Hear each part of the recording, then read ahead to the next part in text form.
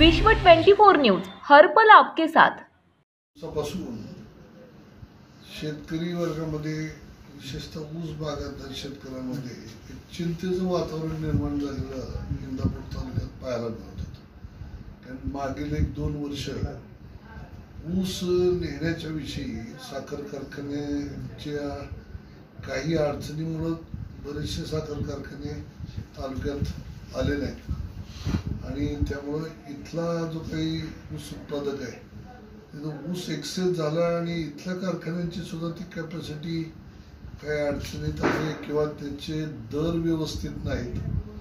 त्यामुळं लोकांना इथं ऊस घालून स्वतःचं नुकसान करण्यापेक्षा चांगला दर जिथे मिळतोय तिथं ऊस घालण्याची सगळ्या शेतकऱ्यांची इच्छा ही कायम असते। या सगळ्या ह्याच्यामध्ये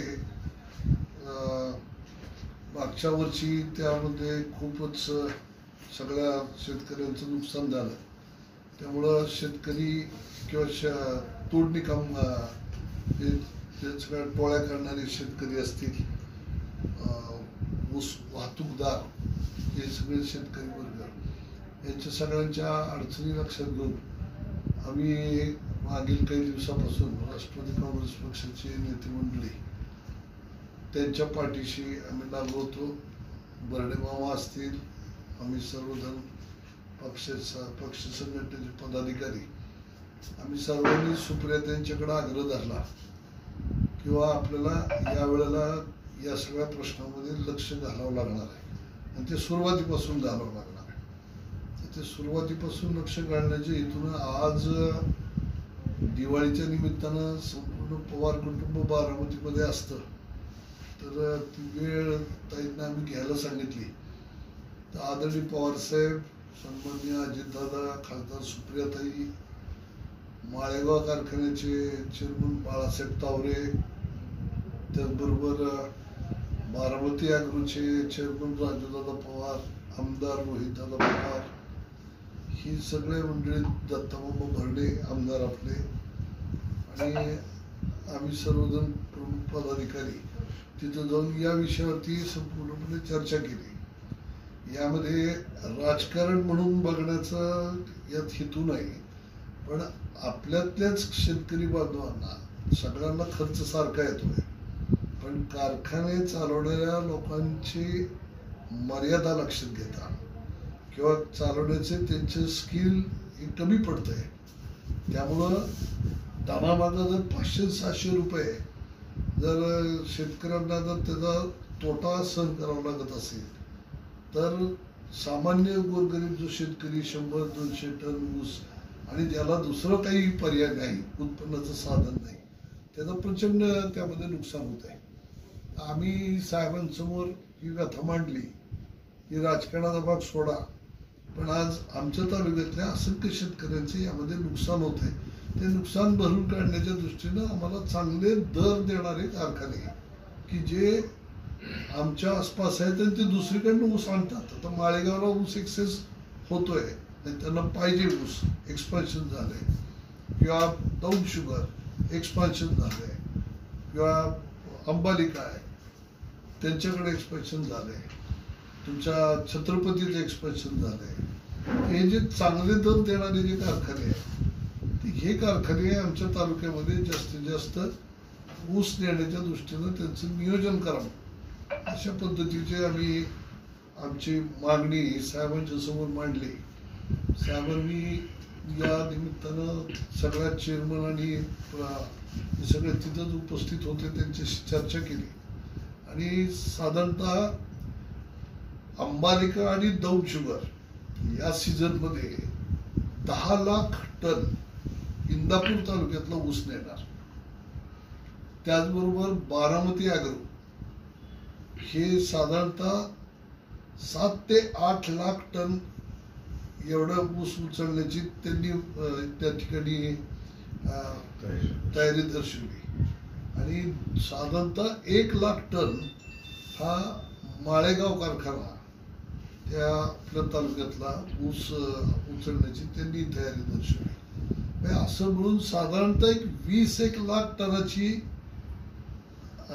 चांगलं क्रशिंग त्या ठिकाणी आपल्या तालुक्यातल्या शेतकऱ्यांचा ऊस हा चांगल्या कारखान्याला जाईल की ज्या कारखान्यामधनं चांगला दर आपल्या शेतकऱ्यांना मिळेल आणि येणाऱ्या काळात त्यांचं आर्थिक नुकसान होणार नाही याची खबरदारी खासदार सुप्रियाताई, माननीय अजितदादा, माननीय दत्तामामा भरणे या सगळ्यांनी या ठिकाणी आदरणीय पवार साहेबांच्या समक्ष आम्ही जाऊन चर्चा केल्यानंतर अशा पद्धतीचा तो निर्णय झालेला आहे आणि त्याच्या थोड्याच दिवसामध्ये या सगळ्या गोष्टीचं नियोजन कशा पद्धतीने व्यवस्थित करता येईल याच्यासाठी हे तिन्ही चारही कारखाने त्या आपल्या तालुक्यातल्या त्या भागात त्यांचं नियोजन व्यवस्थित पद्धतीने लावतील आणि आपल्या तालुक्यात यावर्षी ऊस जरी एक्सचेंज झाला तरी देखील आपल्या शेतकऱ्यांना अडचण येणार नाही एवढी खबरदारी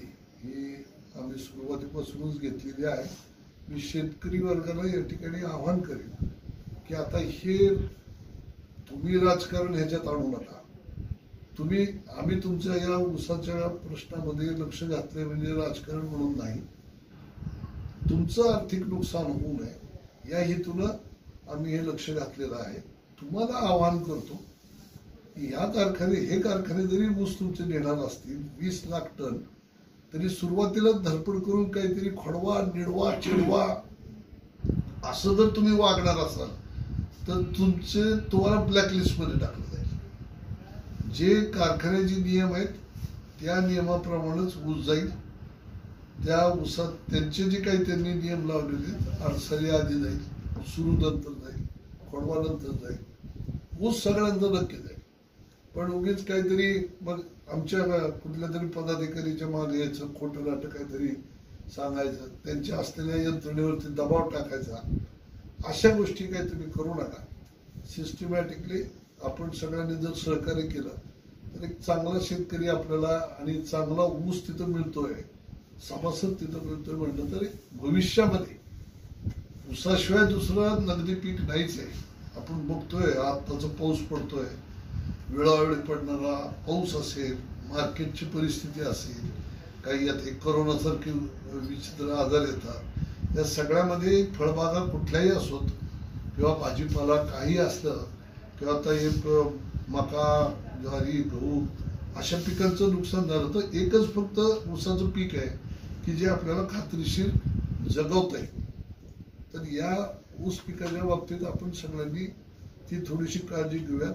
आपण किती चांगला ऊस पिकवला तर तो तोडून देऊन त्याच्यावरती प्रक्रिया करणं यासाठी कारखान्यांची सुद्धा तितकीच गरज आहे आणि तितकीच आवश्यकता आहे. तर कारखान्यांना सुद्धा ऊसाची गरज आहे आणि आपल्याला सुद्धा कारखान्याची गरज आहे हे लक्षात घेऊन थोडंसं शेतकऱ्यांना तारतम्य ठेवून या विषयामध्ये आम्हाला त्याची कशी यंत्रणा लावायची आहे त्या संदर्भात दिवाळी झाल्यानंतर ते सगळे संबंधित साखर कारखाने त्यांची यंत्रणा या ठिकाणी कुठं ऑफिस काय अमुक तमुक या सगळ्या गोष्टी पाहतील.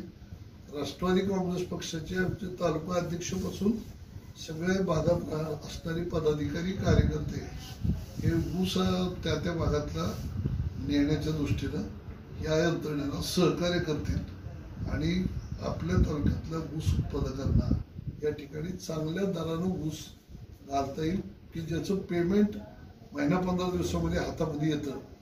अशा पद्धतीचे हे सगळे साखर कारखाने आहेत. आता आजचा तर माळेगावचा दर हा सगळ्यात हायेस्ट दर आहे. हे दौंड शुगरचा दर हायेस्ट आहे, अंबालिकेचा हायेस्ट आहे, बारामती शुगरचाही हायेस्ट आहे, सोमेश्वर हायेस्ट आहे. आता आपल्या साखर कारखान्याला ते जमलं नाही, ठीक आहे जमलं नाही नंतर राजकारणाचा तो काही भाग नाही, ते याचा भाग आहे. ते त्यांना त्यामध्ये एक कैलासवासी शंकरराव पाटलांना जमत होतं, यांना जमत नाही. प्रत्येक माणसामध्ये तो थोडासा फरक आहे. का जमत नाही त्याचं आत्मचिंतन त्यांनी करावं.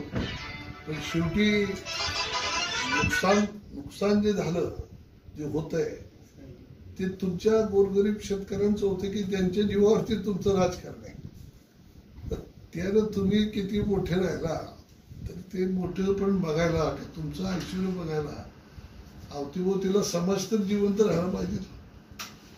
त्या दृष्टीनं सगळ्यांनी ते या विषयामध्ये हे बघावं. आणि मी इथल्या साखर कारखानदार असलेले जे काही मंत्री महोदय आहेत, माजी मंत्री महोदय हर्षवर्धन पाटलांनी आवाहन करेन की तुम्ही पण एवढं क्रशिंग कॅपॅसिटी सगळ्या गोष्टी व्यवस्थित असताना स्थानिक शेतकऱ्यांचा ऊसाला दर देण्याच्या दृष्टीनं, वेळेत ऊस नेण्याच्या दृष्टीनं साखर कारखान्याची स्थिती सुधारण्यासाठी काय काय करावं लागेल ते करावं आणि ते लवकरात लवकर करावं असं यांना पण मी आवाहन करतो.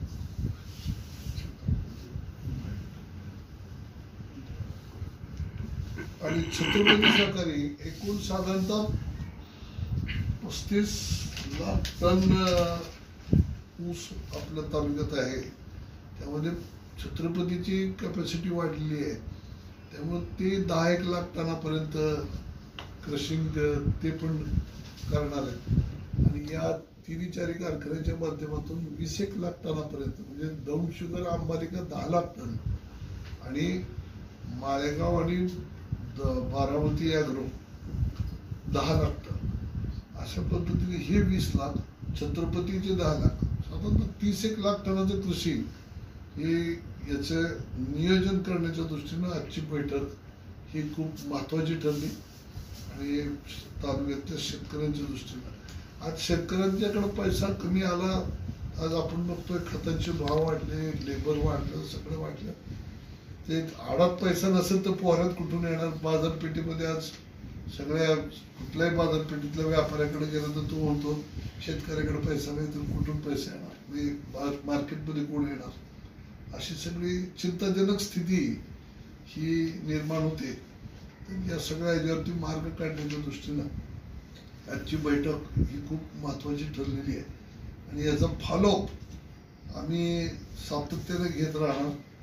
प्रत्येक गोरगरीब शेतकऱ्याचं टिपरू सुद्धा मागं राहणार नाही आणि योग्य किमतीनं ते जाईल याची काळजी राष्ट्रवादी काँग्रेस पार्टी निश्चित पद्धतीने घेईल. पवार साहेब अनेक वेळेला येत असतात. दरवर्षी दिवाळीच्या दिवशी ते बारामतीमध्ये परिसरात 4-5 दिवस असतात. तर आम्ही त्यांना विनंती केली होती की एक दिवस आमच्या तालुक्यातल्या व्यापारी असेल, शेतकरी असेल, कोणी नागरिक असतील, थोडंसं त्यांना एक मार्गदर्शन करण्याकरता तुम्ही वेळ द्यावा. साहेबांनी 25 तारीख वार येतो 25 तारखेला मंगळवारी 25 तारीख येते. 25 तारखेला दुपारी 1 वाजता आपल्या बावडा परिसरामध्ये शेटपळ हवेली जे गाव आहे शेटपळ हवेलीमध्ये आदरणीय पवार साहेबांची 1 वाजता सर्व पदाधिकारी नागरिक जेही कोणी प्रत्येक घटक आहे आम्ही सगळ्यांना बोलवणार आहोत.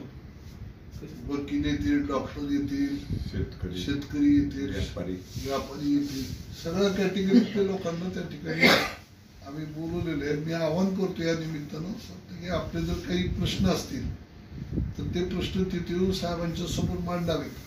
आणि आपल्या सर्वांना माहिती आहे साहेबांसारखा मनुष्य आहे की त्यांनी जर एखाद्या प्रश्न जर लक्षात घेतला आणि त्या प्रश्नाची सोडवणूक करण्याची जर त्यांच्या मनामध्ये फिट बसलं तर ते योग्य ठिकाणी बरोबर तो प्रश्न मांडून त्या प्रश्नाची सोडवणूक करण्याचा प्रयत्न 100% त्यांच्याकडून होतोच होतो. त्यामुळं इथं असे खूप संवाद वगैरे होत आहेत सध्या. पण साहेबांशी संवाद आपला कायमच असतो, पण जरा कार्यकर्त्यांच्या माध्यमातून तो होतो. आता तो नागरिकांच्या माध्यमातून व्हावा असा आमचा प्रयत्न आहे की म्हणजे आम्ही पण जे काही बोलतोय ते वस्तुस्थिती आहे का नाही ते साहेबांनाही समजतं. त्यामुळं शेतकरी, व्यापारी किंवा उद्योजक कुणी जे असतील प्रत्येक घटकाला या ठिकाणी आवाहन करतो की आपल्याला असंख्य क्षेत्र आहे, त्या सगळ्या क्षेत्रातल्या लोकांना आवाहन करतो आपल्याला जर काही योग्य ठिकाणी जर ते मांडायचं असेल तर आदरणीय पवार साहेबांच्या समोर तुमची काही व्यथा असेल ती मांडण्यासाठी आपण मंगळवार दिनांक 25 ऑक्टोबर शेटपळ हवेली या ठिकाणी दुपारी 1 वाजता त्या ठिकाणी अवश्य उपस्थित राहावे अशा पद्धतीची एक नम्र विनंती या निमित्तानं आपल्याला करतो. दिवाळीच्या निमित्तानं आपल्या सर्वांना मनापासूनच्या शुभेच्छा या ठिकाणी व्यक्त करतो. जय हिंद, जय महाराष्ट्र, जय राष्ट्रवादी. राज्यातील महत्त्वाच्या आणि आपल्या भागातील ताज्या बातम्या पाहण्यासाठी आजच आमच्या विश्व 24 न्यूज चॅनलला यूट्यूबवर सबस्क्राईब करा आणि बेल आयकॉन प्रेस करा.